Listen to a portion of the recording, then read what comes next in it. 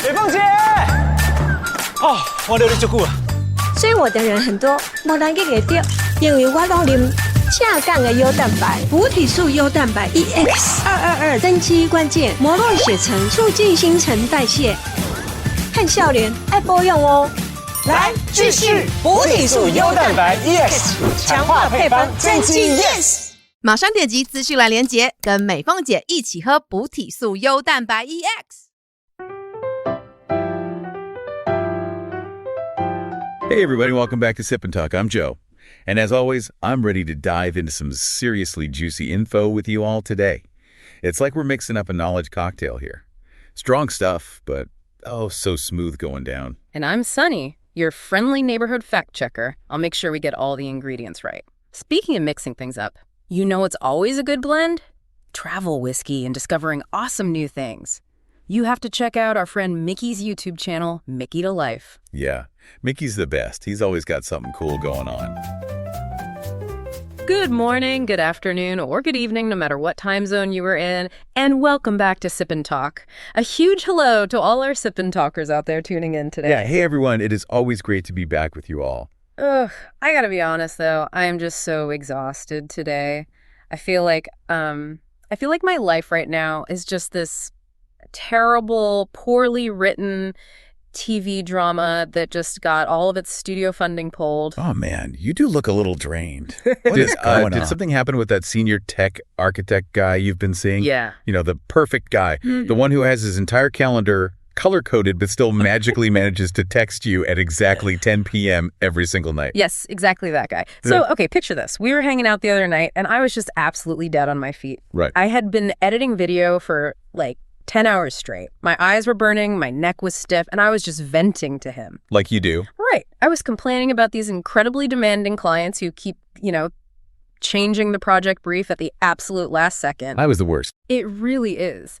And in my head, I was secretly hoping for that classic romantic moment you see in a hit show. Oh, I know exactly where this is going. Oh, you probably do.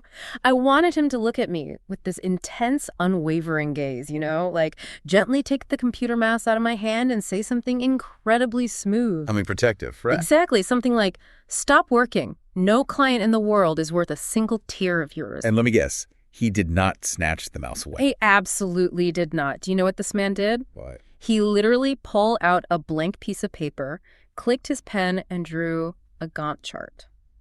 Wait, a Gantt chart. A Gantt chart. You know those complex horizontal bar charts that project managers use to map out workflow delays? Oh my gosh. He started optimizing my timeline. He was just like, well, if you stagger client A's feedback loop with client B's render time, you can optimize your workflow and gain a 14% efficiency boost. Okay, I have to laugh at the sheer practicality of that, but honestly, I am totally going to defend this tech bro. How could you possibly defend the Gantt chart?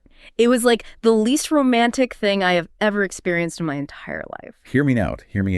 Because this is really about the reality of consequences. Okay. If he actually took your mouse away, right, and he told you to just ignore your clients, and he swept you off to a candlelit dinner, what actually happens the next day? Well, I'd probably be panicking. Exactly.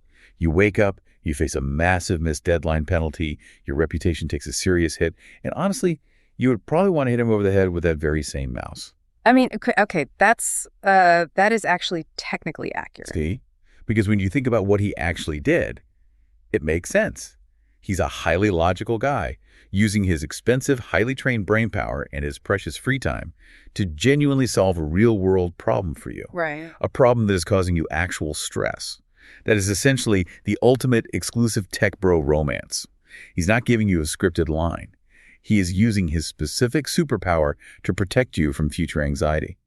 Okay, let's unpack this, because you are shining a rather harsh light on my ridiculous expectations right now. Just being objective. Well, I will concede the point.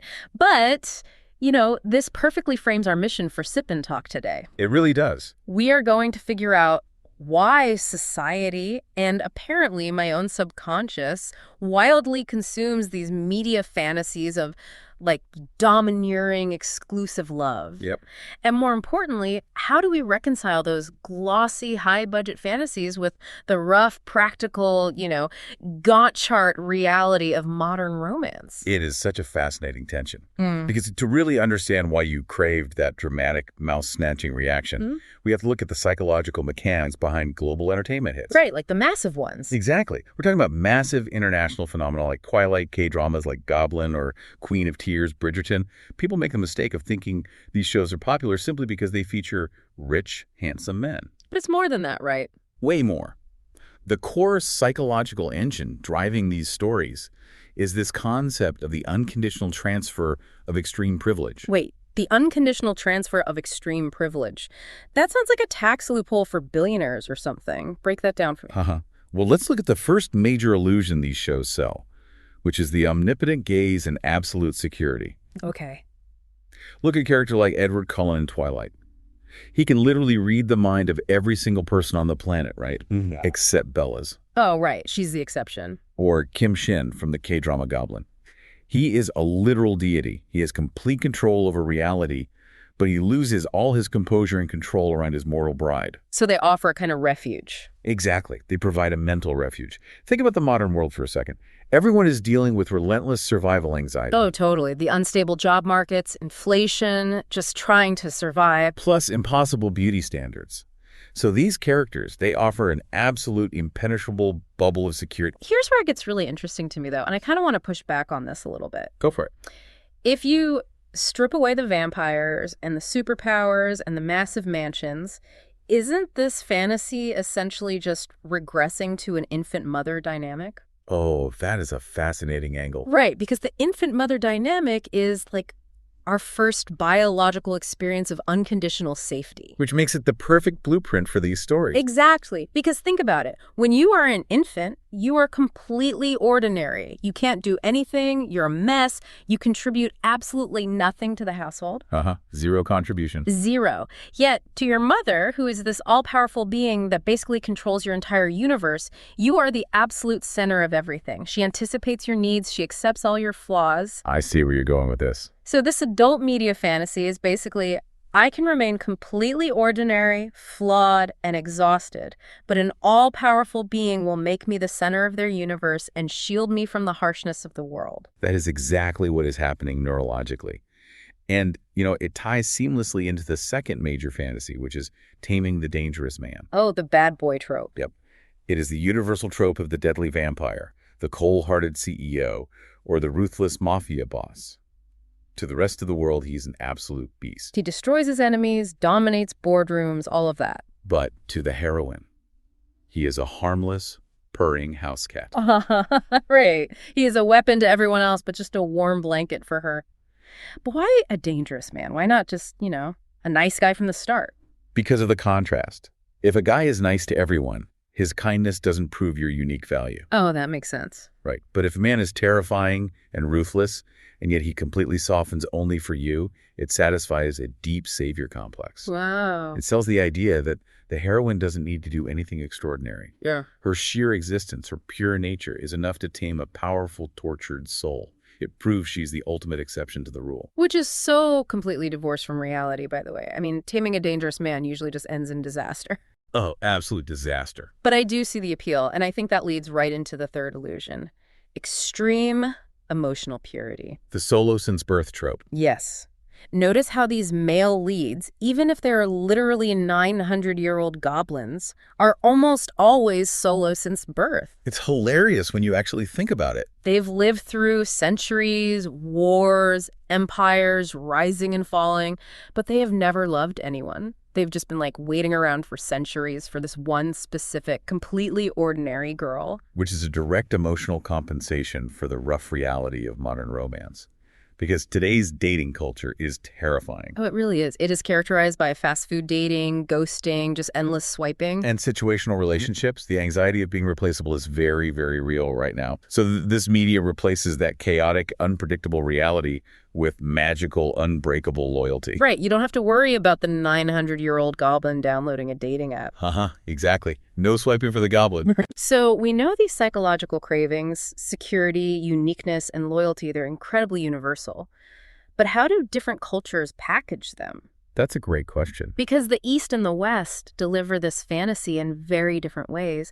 And honestly, I feel like entertainment studios have become expert emotional scam artists. They are just weaponizing these psychological cravings for pure profit. They absolutely are. It is a massive industrial scale operation. Yeah. If you look at the cultural nuances, the Western style, think Twilight or 50 Shades, it leans heavily on biological tension. Right, lots of physical danger. Exactly. It is about flesh, physical danger, and very fast pacing. The attraction is immediate and visceral. And the Eastern style. The Eastern style, specifically K-dramas, operates on a completely different psychological frequency. They focus on social class, the weight of destiny, and this agonizingly slow burn dynamic. Oh, the slow burn. They even have a specific term for it in Korea. It's called mildang, which roughly translates to push-pull. The push-pull is agonizing, but it is so addictive. Why does that work so much better than immediate gratification? It is basic neuroscience, really. Intermittent reinforcement. Getting the reward unpredictably rather than constantly spikes your dopamine far higher than a sure thing. Like a slot machine. It is the exact same psychological hook as a slot machine. And the studios have built a highly sophisticated monetization playbook around this. Okay, lay out the playbook for us. The first strategy is emotional microtuning. They intentionally design the heroine to be slightly clumsy or financially struggling or just highly relatable in her everyday frustrations. So the audience can easily project themselves onto her. Precisely. It activates our mirror neurons. By making her ordinary, the viewer steps right into her shoes. Once that psychological projection happens, every single time the billionaire male lead shows affection to the heroine, the viewer's brain gets a direct hit of dopamine. Wow, so they are effectively experiencing the romance firsthand. 美凤姐，哦，我留你足久了。追我的人很多，没人去给掉，因为我拢啉正港的优蛋白，补体素优蛋白 EX222增肌关键，摩洛血橙促进新陈代谢，看笑脸爱保养哦。来，继续补体素优蛋白 EX， 强化配方，增肌 Yes。马上点击资讯栏连结，跟美凤姐一起喝补体素优蛋白 EX。 Experiencing the romance firsthand. Yeah. And then the studios amplify that dopamine hit with the second strategy, which I like to call high-frequency close-ups. Oh, tell me about those. Well, they use these incredible massive 4K lenses to capture what I call heartbeat frames. Explain what you mean by heartbeat frames. It's when the camera literally stops the narrative just to linger on the male lead's intense gaze. They are monetizing his focus. Oh, I know exactly what you mean. You get a 10-second high-definition shot of him looking at the heroine with absolute, unwavering devotion. Think about how potent that is. Especially today. Exactly. Right. In the real world, we are constantly dealing with phubbing, people ignoring us to look at their phones while we talk to them. So that 4K unbroken gaze actually heals the viewer's real-world exhaustion. It gives us the undivided attention we are starved for. And once you are completely hypnotized by that gaze and you're feeling that deep sense of connection, they hit you with the third strategy. Which is? PPL product placement. Oh, the PPL is everywhere. Suddenly they're drinking a very specific brand of bottled water for like 3 uninterrupted minutes. Yes. But it is brilliantly integrated because they aren't just selling you a commercial interruption. They're selling you a CEO pampering kit. A CEO pampering kit. I love that. Think about it. When the handsome lead drives across town to save the heroine, they're selling the luxury car. When he buys her an apology gift, they are selling the designer necklace. Oh, totally. When they have a quiet, intimate moment of connection, they are selling the specific brand of coffee they're drinking.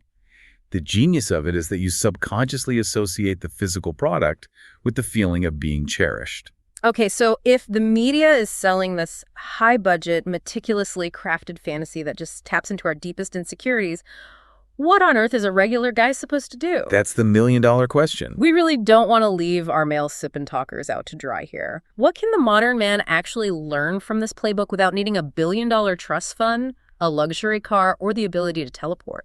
That is probably the most important takeaway from Sip and Talk today. Because you don't need $1 billion or superpowers. The first lesson for the real world is about high-quality presence versus mere proximity. Meaning, just sitting on the same couch next to your partner while you play a video game or scroll social media doesn't count as spending time together. Exactly. Proximity is not presence.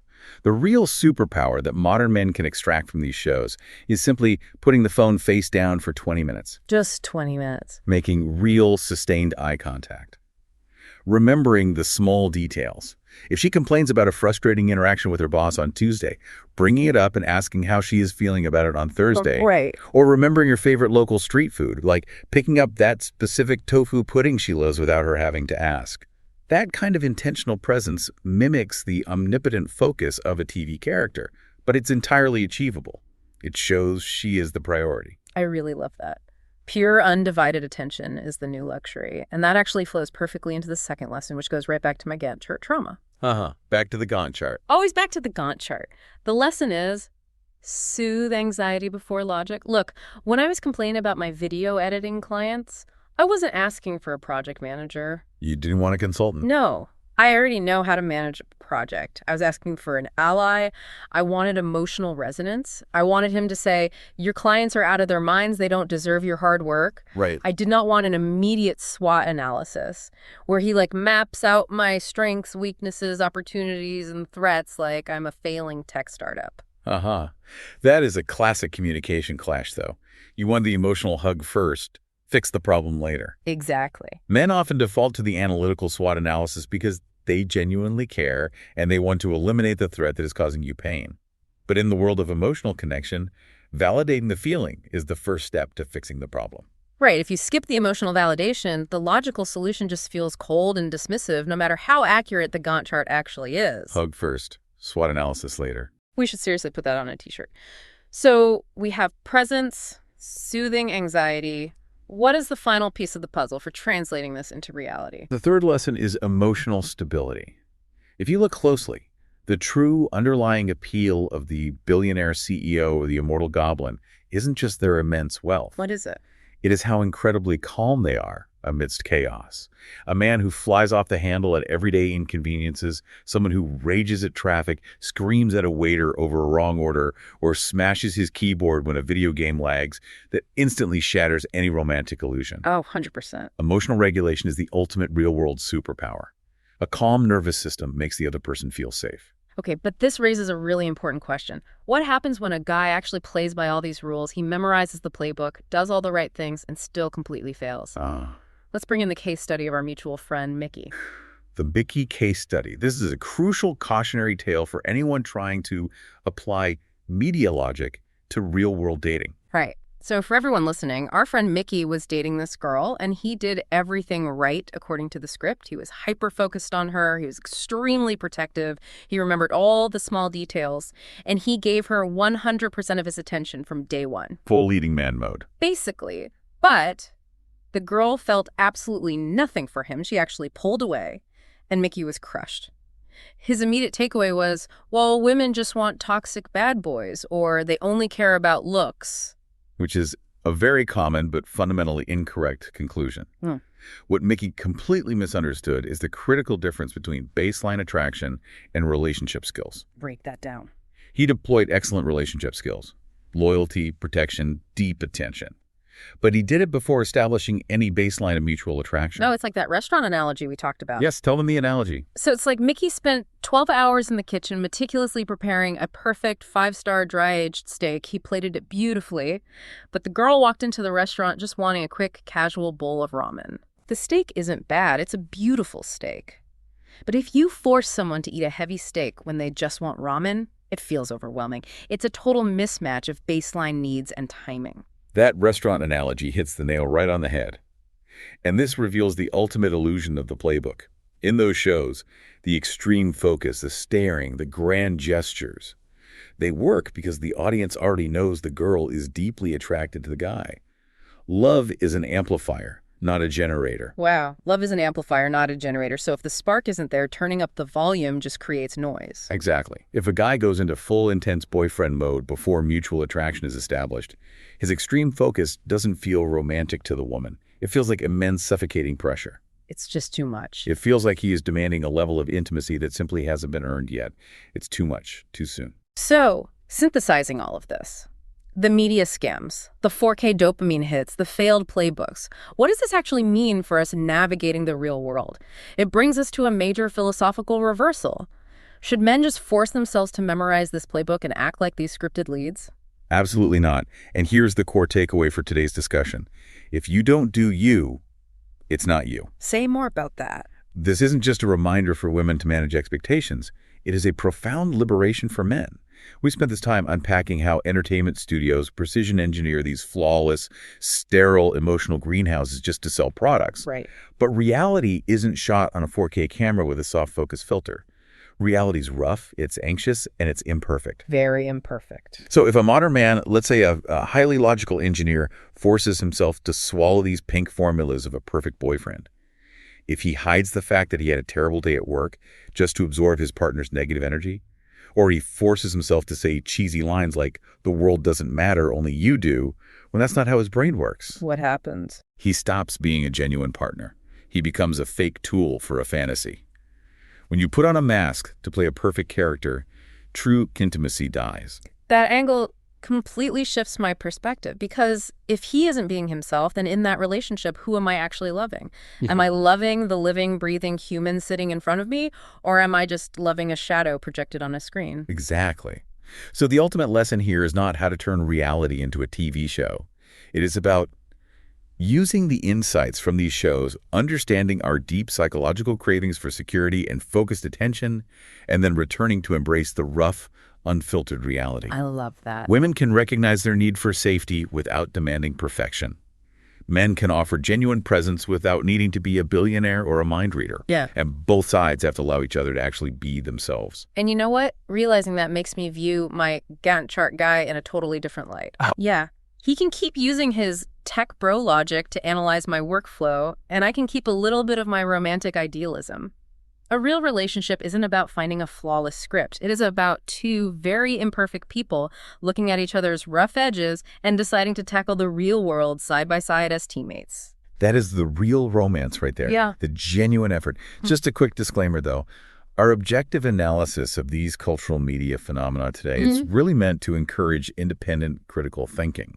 We aren't criticizing any specific groups, countries, or individuals. Of course not. But before we wrap up, I want to leave everyone with a final thought to ponder. We talked about how these studios use 4K cameras and microtuning to hijack our dopamine. Right. Well, think about where technology is heading. If AI and virtual reality eventually reach the point where they can perfectly simulate that all-consuming 4K gaze, a digital partner specifically tailored to never argue, never get tired, and always prioritize you, will we even want real-world relationships anymore? Or will the messy, frustrating, hand-drawn Gantt charts of real human effort become our most precious and rare commodity? Something to think about. That is a brilliant and slightly terrifying thought to end on. Well, that is all the time we have for Sip and Talk today. If you enjoyed unpacking this massive topic with us, please make sure to subscribe to the Sip and Talk podcast wherever you listen to your audio. Please do. And a special shout out to our good friend Mickey. Despite his misadventures in the dating world, he makes absolutely incredible content. Go support his latest travel vlog on his YouTube channel, Mickey to Life. Definitely go check Mickey out. He does great work. We will see you all next time. And remember, I will take a messy, hand-drawn Gantt chart over a perfect scripted illusion any day of the week. Take care, everyone.